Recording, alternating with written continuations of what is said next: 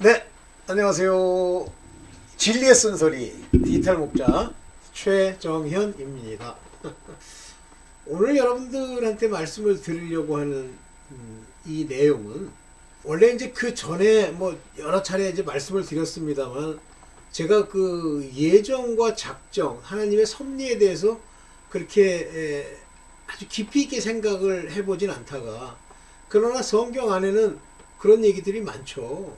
빛의 자녀들은 이미 창세 전에도 어린 양 예수 그리스도가 계셨을까요?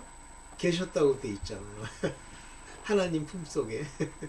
그래서 그 어린 양 예수 그리스도의 화목제물이 이미 창세 전에 이제 계획되어 있는 그 하나님의 그 시나리오죠. 구원 여정의 시나리오. 그래서 구체적으로 구원 여정은 언제부터 시작되죠? 하나님의 법을 주시는 율법은 그것에 대한 그림자고요. 실제 예수 그리스도께서 오시고 나서부터 이제 우리에게 보이신 모든 일들, 그 제자들, 12사도의 그 행적들, 그들이 쓴 서신서에 아주 구체적으로 표현되어 있죠. 그렇게 표현되어 있는 거예요. 그래서 이제 예수 그리스도께서 오셔가지고 3년 반 동안의 그 행적 안에 보면 소위 하나님의 구원 계획을 설명하기 위한 여러 가지 이제 일들이 우리 눈에 보여지지만, 이것들은 이제 하나님이 그 계획한 여정을 따라 움직이시는 거예요.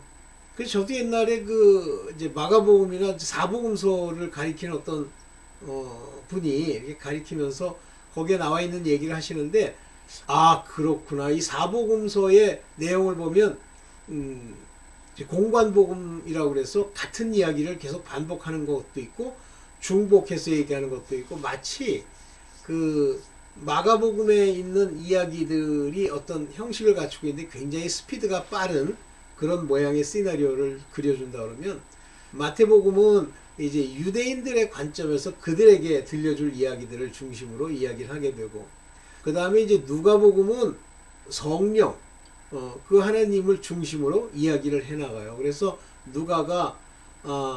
누가복음을 만들고 나서 그거의 후속편, 즉 누가복음 2 후편, 전서 후서처럼 이렇게 만드는 것이 사도행전이에요.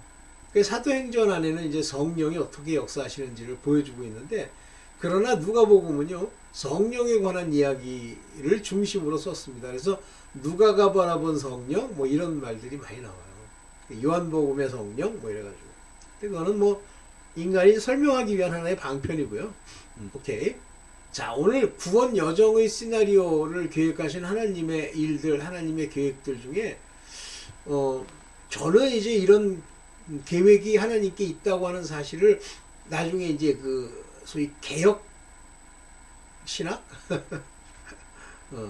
그 이제 개혁 신학이 이제 아시다시피 여러분들 뭡니까 이제 캐톨릭에서 큰 종교 개혁이 일어나면서 이제 시작이 되는데, 사실 종교 개혁은 이제 1509년에 루터가 루터가 있던 그 교회가 있어요. 그 동네가 있는데 제가 어떤 기회가 있었는지 거기를 한번 가본 적이 있는데, 순전히 이제 그것만 가지고 먹고 사는 그런 동네예요.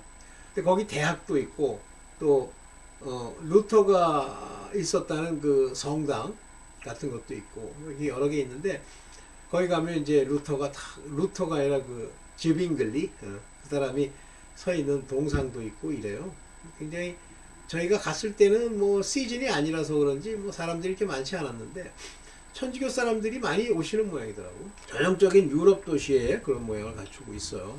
근데 어쨌든 그 독일에 이제 거기서 그렇게 루터가 종교 개혁을 하고 뭐 이렇게 하면서 이제 그게 퍼져나가죠. 그러다가 이제 여러분 잘 아시는 켈빈은, 원래 켈빈은 칼뱅이라고 그래서 프랑스의 신학자인가요? 프랑스의 목사예요. 근데 그 사람들이 주로 활동하던 데가 어디냐면 스트라스부르입니다. 독일과 접경 지역이고 위쪽으로 가면 이제 스위스가 나오는데, 뭐 저는 얘기만 들었지만 뭐 스위스를 제가 거쳐가진 않았어요. 스위스를 가려고 그러면 유로 국가가 아니기 때문에 좀 복잡다단해서 이제 안 갔습니다. 그리고 물가도 비싸다고 해서 거기까지는 제가 못 가봤고, 뭐 하여튼 그렇게 돼서 이제 시작이 됐죠. 근데 이 일련의 구원 여정의 개혁신학에서 나와 있는 그 구원 여정의 모든 이야기들을 이렇게 풀어나가는 칼빈이 종교개혁을 하면서 이렇게 풀어나가는 그 과정들 안에 보면 칼빈은 철저하게 하나님의 주권을 깨달은 거예요. 그러니까 핵심적인 사상은 하나님의 주권입니다. sovereignty. 하나님이 그 모든 일들을 계획하시고 이루시고 사람을 보내시고 그 기록들을 신약과 구약에 쓰시고 이렇게 하는 거예요. 그러니까 신약과 구약은 하나님의 이런 구원 여정과 하나님의 커다란 계획에 관한 하나의 시나리오처럼 쓰여진 거고, 그것을 예표하기 위해서 많은 사람들이 이렇게 등장하고, 그 속에서 이제 우리 오늘날 이 복음 속에서 복음을 전파받은 우리가 깨달아야 될 내용들이 있는데, 절대 인간으로서는 못 깨달아요. 하나님이 숨기시고 그거를 꼭 성령으로만 풀어주시겠다고 하는 걸 못 깨닫습니다. 뭐 어쨌든 그런 상황에서 이제 제가 신학교에서 좀 배우면서 그때까지만 해도 저도 무슨 생각이 많았냐면, 신학교에서 배울 때는 뭐 이제 그런 생각이 아닌데, 그 전까지 신학교 다니기 전까지 무슨 생각이냐면, 그래도 내가 열심히 해야지 뭐 이런 게 있었어요. 근데 맞긴 맞습니다만은 우리가 열심히 해야지 뭐라고 하는, 우리 인간이 해야지라고 하는 건 순종이에요. 그러면 순종하려면 뜻을 알아야 되잖아요. 깨달아야 되잖아요. 그럼 내가 노력해서 깨달을 수 있다? 그 전까지는 깨달을 수 있다고 생각을 했어요. 못 깨닫습니다. 하나님이 풀어주셔야 돼요. 그 풀어주심이라고 하는 것을 기름 부음이라는 표현으로 신약에 얘기합니다. 기름 부음이 너희를 가르치느니라 그랬고, 아들들에게는 성령이 친히 가르치니라 그랬어요. 그러니까 성령이 우리 안에 와서 우리를 인치시면서 아들들, 이 세상에 복음을 전파하도록 성령이 친히 풀어주신 사람들이 있죠. 빛에 속한 사람, 하늘에 속한 사람, 하늘로부터 그 영을 받은 사람들, 이런 사람들, 아들들이죠. 그 반면에 이제 일꾼으로서의 역할이지만 기름 부음을 받아서 종이지만 이제 아버지의 말씀을 전할 수 있는 사람도 있어요. 근데 성경은 누구를 위해 썼다 그랬죠? 바로 그 사람들. 정체성상 하나님의 말씀 부르심을 받고 거기서 택하심을 입었어도 종으로서 택하심을 입는 게 servant로서, servant 정확하게 발음을 하면 택하심을 받고 가는 거죠. 보통 이제 성경에 뭐 택정함이라는 한글에 뭐 한글 가지고 따지면 안 돼요. 한글은 지멋대로 갖다 쓴 거기 때문에. 어쨌든 그런 하나님의 계획이 있고 그런 사람들에게 이제 말씀을 주셔가지고 아들들이 있고, 그러나 성경의 핵심적인 대상들, 이렇게 하면 죽어, 이렇게 하지 마, 죄 짓지 마 하는 대상들은 종들이면서 하나님의 부르심을 입은 자들을 얘기하는 거예요. 그들이 택함을 입고 하늘나라에 14만 4천으로서 들어가야 되기 때문에 항상 어린 양이라고 얘기를 하잖아요. 그래서 나중에 그 계시록에 보면 그들이 죽었는데 어린 양의 피로 그 옷을 빨아 희게 한 자들이다. 그 사람들이 바로 14만 4천. 즉 부르심을 받고 택함을 입은 자들이에요. 그들은 절대 휴거가 안 됩니다. 그들은 땅에서 결국은 목배임을 받거나 아니면 피난처에서 이제 살아남은 자들을 얘기하는 거예요. 그러니까 그들을 위해서 이 성경이 쓰여 있는데, 그 사람들은 다 어디 속한다 그랬죠? 아브라함의 자손으로서 유대인들도 있고 이방인들도 있다고 했잖아.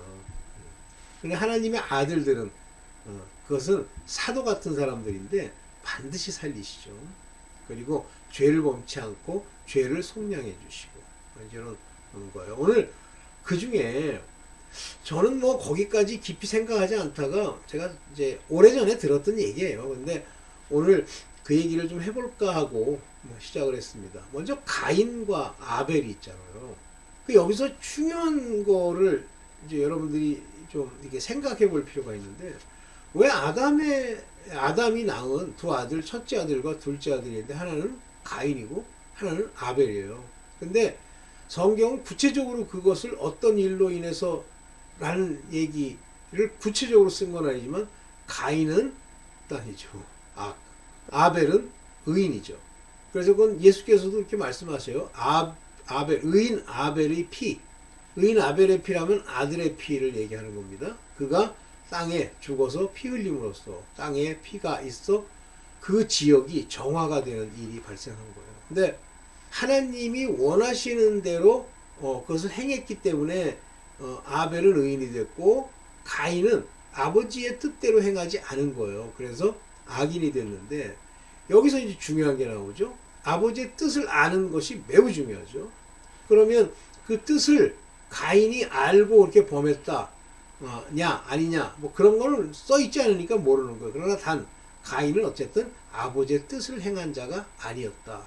그런데 그런 사람들의 특징이 뭐냐면 결국 동생까지도 죽여야 하는, 한마디로 시기, 질투, 악의가 가득한 거죠. 오늘날도 마찬가지예요.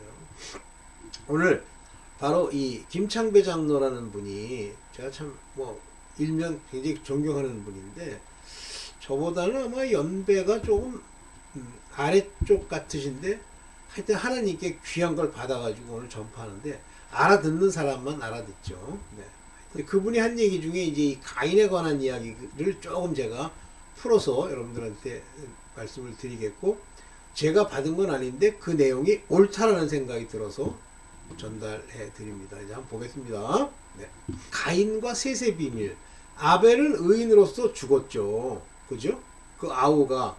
그리고 나서 다시 셋이라는 아들을 낳는데 그는 가인과 같은 모양, 그런 모양으로 낳았죠. 아니, 가인과 같은 모양, 죄송합니다. 아담과 같은 형상을 따라서 만들었죠. 그 성경에 보면 하나님의 형상과 모양, 여기 모양이란 말은 조심하셔야 돼요. likenes스예요. 비슷하게 생겼다 그런 뜻이지 세상 모든 사람에 대해서 뭐 모양을 지멋대로 상상해가지고 인간의 말로 풀어서 뭐 하나, 아이고 그 거지 같은 소리 하지 말고 하나님의 형상을 따라서 만든 가인과 가인의 형상을 따라서 낳은 셋이 있습니다. 그래서 우리 모두는 셋의 후손이에요. 아담으로부터 시작해서 아벨은 죽었고 자식이 없이 죽었고 셋의 후손입니다. 여기 보겠습니다. 자, 요한 1서 3장 12절입니다.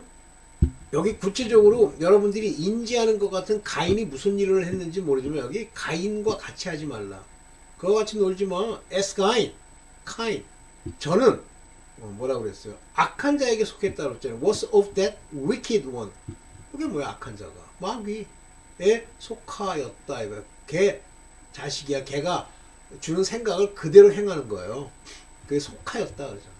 그렇게 해서 그 아우를 죽였으니, 즉 아벨을 죽였으니 그 죽인 이유가 뭐냐 이렇게 얘기하는 거예요. 연고가 어찌 연고로 죽였느냐?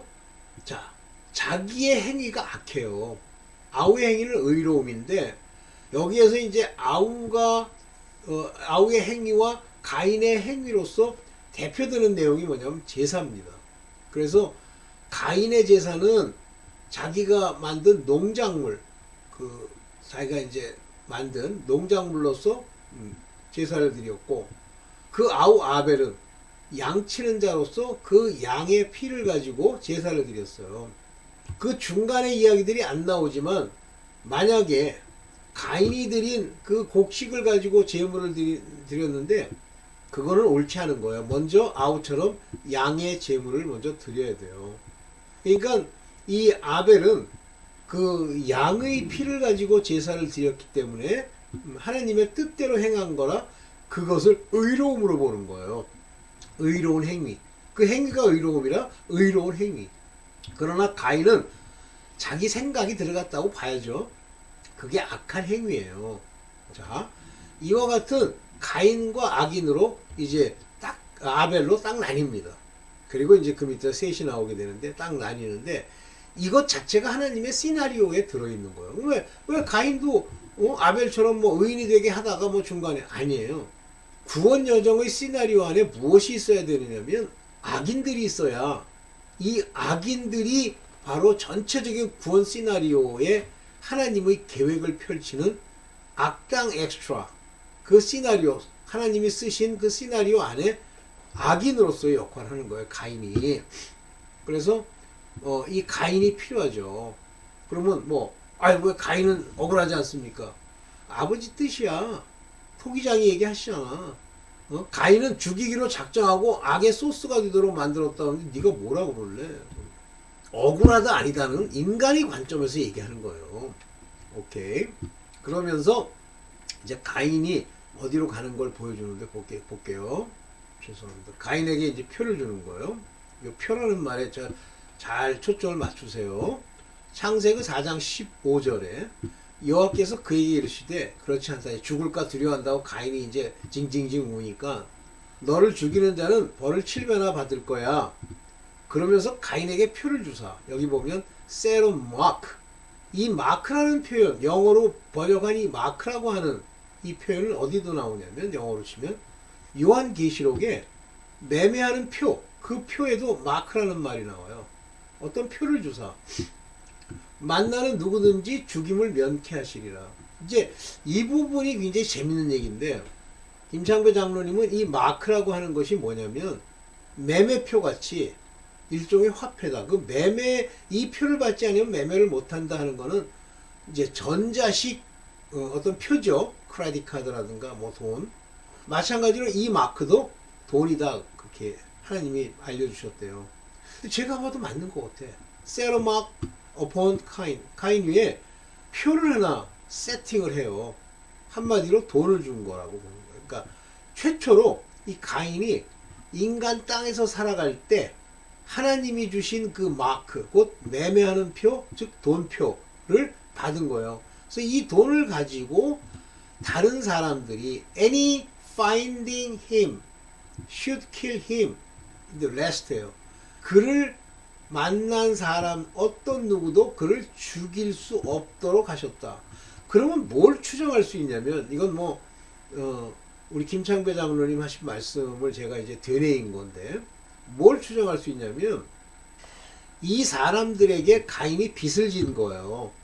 뭐 이제 시나리오를 좀 더 얘기해 보면 그러니까 가인이 가다가 사람들이 만나가지고 그를 find him이라고 그랬어요. 그를 발견하는 자 누구든지 간에 왜 찾아요? 가인을 왜 찾습니까? 양이라고 하는 것은 하나님이 이 땅에 양을 주면 그 양이 점점 커져서 스스로 이 양들이 새끼를 낳고 점점 불지만 농사는 뭐예요? 땅, 사람들, 농사 짓기 위해서 필요한 사람들, 이 사람들에게 빚을 졌다고 본다는 거죠. 저도 맞는다고 봐요.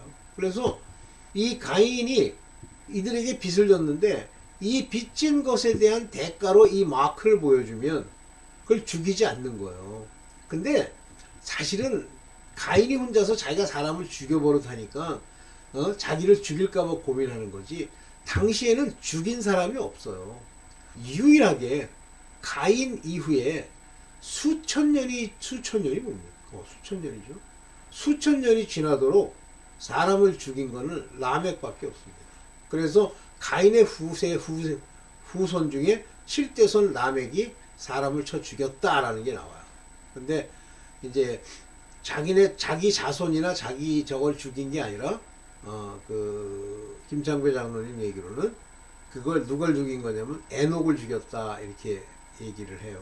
그러니까 에녹이 300세에 에녹이 하나님께 불려갔다. 그래서 라멕이 그 에녹을 죽였다. 이렇게 청년을 죽였다 할 때 300살이면 청년쯤 되겠지? 천년을 사는데 그렇게 푸는데 뭐 그것까지는 모르겠지만 어쨌든 이렇게 됐어요. 그래서 살인의 그 소스가 두 군데인데 가인과 라멕입니다. 그래서 이 가인이 자기가 죽였으니까 남도 자기를 죽일 거라고 두려워한 거죠. 오케이. 그래서 이 표가 바로 돈이다. 화폐. 화폐 최초로 이 악인들에게 우상이 되는 이 재물, 돈, 이것이 가인으로부터 시작이 되는 걸 보여주는 거예요. 그럴 수 있다는 하나의 그 모양이랄까? 그게 뭐냐면, 표를 줬어요. 일단 뒤에서 볼게요. 그러면 저 표랑 한번 비교를 해볼게요. 계시록 13장 16절에 저가 모든 자, 곧 모든 사람, 작거나 크거나 부자나 빈궁한 자들이든 하여튼 이 땅에 발을 딛고 있는 모든 이들에게 오른손에나 이마에 표를 받게 한다 할 때 이 표가 a mark입니다. To receive a mark in their right hand and their forehead. 이 마크를 가인에게 줬던 그 마크와 같은 마크 표를 받게 하사 누구든지 이 표를 가진 자 외에는 매매를 못하게 한다. 그렇다면 이 표를 가진 자, 그렇게 이마에 받았는데 자기 자신에게 받은 찍혀 있는 the mark, 그 표를 가진 사람들만 을 제외하고는 팔거나 살 수 없게 만들었다. 그러면 가인의 표도 이것으로 유추해 보면 이 표가 돈, 매매를 위한 돈, 화폐와 관련되어 있는 거다라고 볼 수 있죠. 그래서 이 표는 곧 짐승의 이름이나 그 이름의 수라 그러는데, 글쎄 저는 이 표가 짐승의 수다 이렇게 하는 건 좀 억지 같고, 이 표는 뒤에 보면 뭐가 나오냐면 지혜 있는 자는 보라 그들의 짐승의 이름이나 짐승의 수라 그랬잖아요. 우리나라의 화폐나 전 세계의 화폐에 보면 뭐 이순신, 그 다음에 뭐 신사임당 뭐 이런 그림들이 이렇게 그려져 있잖아요. 근데 옛날에도 동전에는 왕이나 황제들의 그 얼굴을 이렇게 그려놨어요. 그래서 짐승의 이름이나 짐승의 수라 하면서 이게 지혜 있는 자는 알아보라 하는 그 얘기가 뭐냐면 돈이라는 얘기라고 저는 봅니다. 솔직히 뭐 그렇다고 뭐 제 생각이지 뭐 이게 옳다는 건 아니에요. 그래서 여기 말하는 대로 이 매매표, 곧 가인에게 준 표도 돈과 관련돼 있는, 매매할 수 있는 것과 관련된 표다. 그걸 유추해 볼 수 있는 게요, 가인이 저쪽 에녹이라고 하는 동편으로 가버려요. 근데 저는 요건 제 개인적인 생각입니다만, 가인이 왜 동쪽으로 갔을까? 왜 거기 같이 그 근처에서 뺑글뺑글하고 살지? 못 사는 게, 첫째 아벨이 피로 정화된 그 땅, 그 땅은 가인이 있을 수 있는 땅이 아니에요. 악인이 있을 수 있는 땅이 아니에요. 그래서 떠났다는 거로 보고, 그 다음에 이 가인이 가서 아내와 동침할 때 이 아내는 누구냐면, 사실은 그때 당시에 뭐 아담의 아들이, 아담과 하와가 낳은 사람이다. 말도 안 되는 소리고, 이미 아담과 하와가 이 땅에 내려올 당시에 소위 짐승이라고 불리는 형상과 모양을 따라 만든 사람들이 편만이 있었고, 그 사람들이 농사도 짓고 목축도 했었어요. 그 여자 중에 하나라 이 자들은 그냥 짐승이에요. 여러분들 짐승이요, 뭐 먹고 사는 본능적인 건 모습은 보이지만 짐승이 막 죽이려고 그러고 그러나요? 자기 먹이를 제외하고. 그것도 먹이도 나중에 이제 노아의 시대 이후에 이제 동물을 먹게 되는 거고, 다시 말하면 짐승들은 사람 안 죽여요. 근데 모양이 사람과 똑같이 생겼는데 가인이 그와 동침했다. 다시 말하면 반인 반수를 낳는 거예요. 이 아내는 짐승이고 가인은 그 아담의 후손이죠. 그리고 그가 잉태하여 에녹을 낳은지라. 그러니까 이름도 이제 에녹이 둘 나오는데, 그 첫째 아들 이름이 에녹이에요. 그런데 이 에녹을 낳고서 가인이 성을 쌓고, 성을 쌓으려면 그냥 쌓아줘요. 자기 혼자 꽁짝꽁짝 하면 뭐 1년 만에 쌓는 거예요? 아니죠. 사람들을 들여야 되잖아요. 성을 쌓고 일꾼을 부리고 명령하고 성에 관한 그 설계도를 가지고. 그러면 이것들이 어떻게 가능하겠느냐? 저는 그 돈 때문에 가능하다. 재물을 줬다. 하나님이 가인에게. 그리고 그 아들의 이름으로 성 이름하여 에녹성이다 불렀다. 그러니까 여기 보면 이제 city라고 나와요. build a city. 성을 쌓았다라는 말 대신에 도시를 만들었다. 도시의 이름이 그 city, the name of city의 이름이 에녹이에요. 자, 이런 걸로 봐서 가인은 상당한 부를 가지고 있었다. 다시 말하면 그 표를 하나님이 주셨기 때문에, 다시 말하면 돈 가지고 이 세상을 지배하는 자가 바로 가인이다는 걸 알 수 있다라고 추정할 수 있다. 알 수 있다는 건 아니고 추정할 수 있다라고 보는 겁니다. 뭐 억지일 수도 있어요. 뭐 그렇다고 여러분들이 그냥 한번 들어보세요.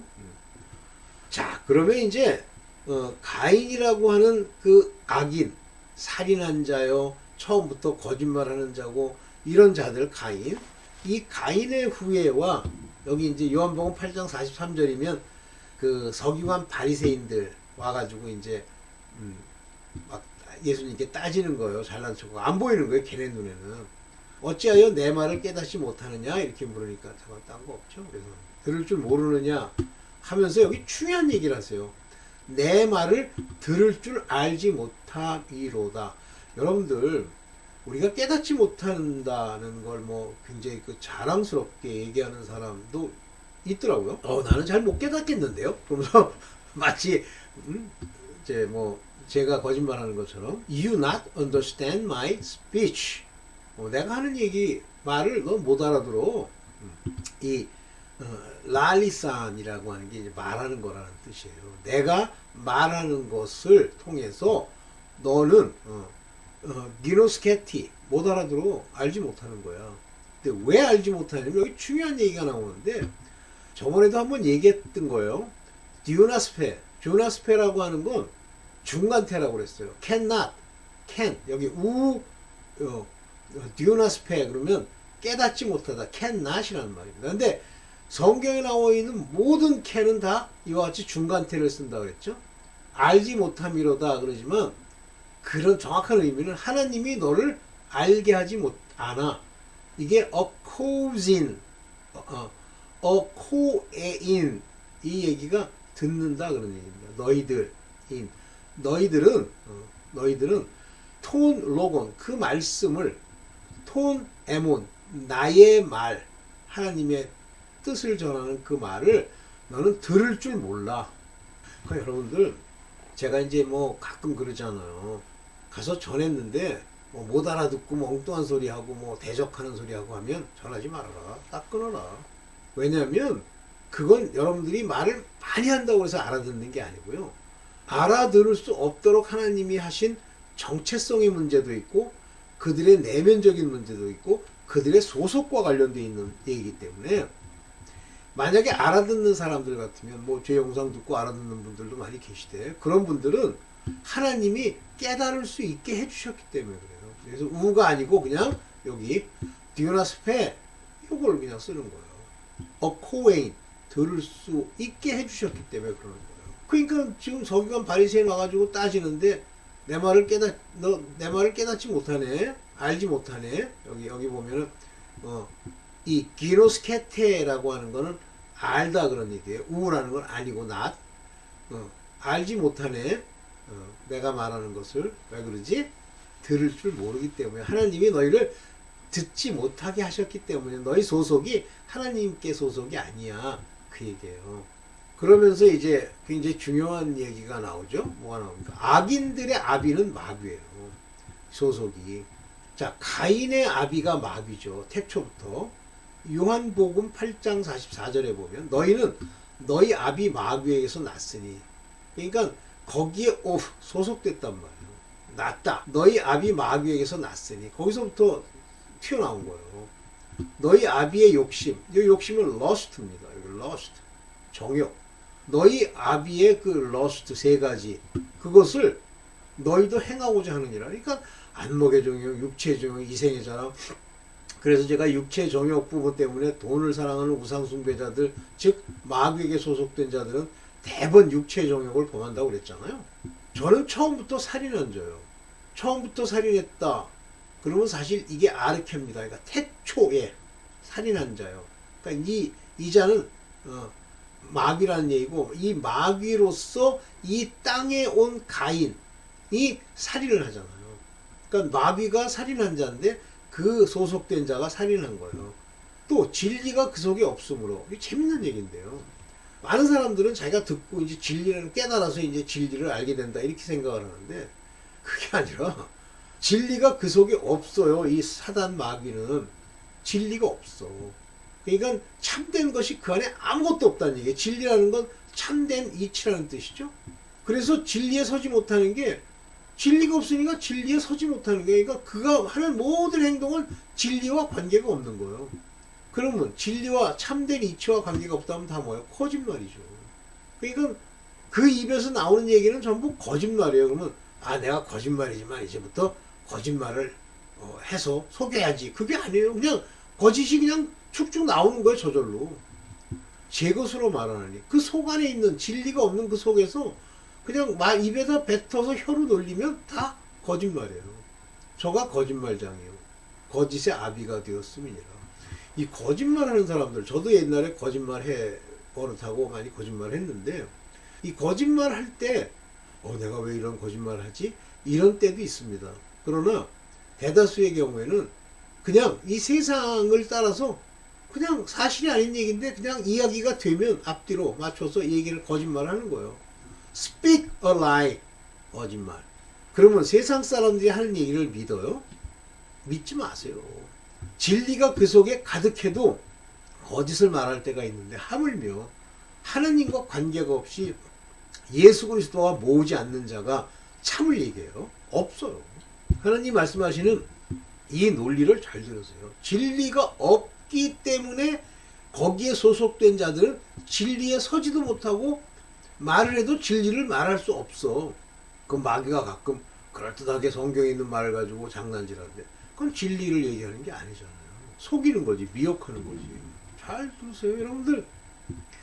마귀에게 속하면요, 아예 진리가 그 속에 없어서 입만 열면 거짓말하는 거예요. 그러니까 자기 자신을 살펴봤는데, 왜 나는 이렇게 거짓말을 하지? 라는 걸 깨달으면 회개 많이 하십시오. 죽게 가서.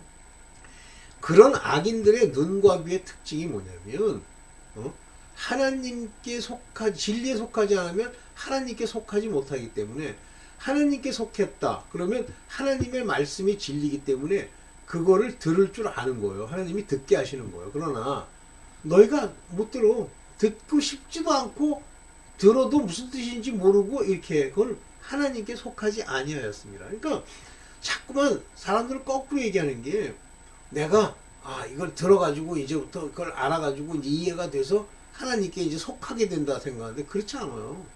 처음부터 하나님과 관계가 없는 자들이에요. 하나님과 관계가 있으면 무슨 얘기를 하면 듣게 돼 있어요. 골똘히. 저 얘기가 무슨 얘기지? 듣게 돼 있습니다. 저는 뭐 체험이 많은데 이런 체험들은 제가 20대부터 가졌던 체험이에요. 그건 뭐 간증해도 그렇고, 네. 그 듣게 됩니다.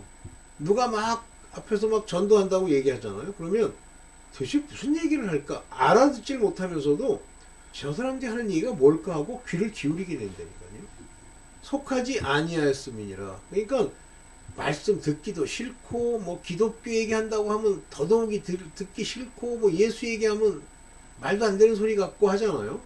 그러면 하나님께 속한 것이 아니에요. 그러니까 이 유대인들은 하나님의 말씀을 가지고 자기네들이 율법을 지키는 자들이라고 대답하지만 예수를 보고 뭐라고 보여요? 너는 사마리아 사람이라, 이방 사람, 나쁜 사람, 배도하는 사람, 앞뒤가 안 맞는 사람. 근데 그 근거도 뭐냐면 저 사람 고향이 그 사마리아 땅 저쪽에 있는 갈릴리 지방 아니야. 근데 그 사마리아 땅도 지나왔다는데 이런 식으로 음해라는 거예요. 조그만 걸 가지고. 또 귀신이 들렸다 하는 말이 옳지 않냐. 걔네들이 볼 때는 귀신이 들린 거예요. 자기네들이 귀신이 들렸는데. 그러니까 자기 거를 예수 그리스도께 뒤집어 씌우는 거죠. 여기 보면 다이모니온이라는 게 바로 귀신이란 말입니다. 요게 사마리아 사람 아니야 너? 이렇게 얘기하는 거죠.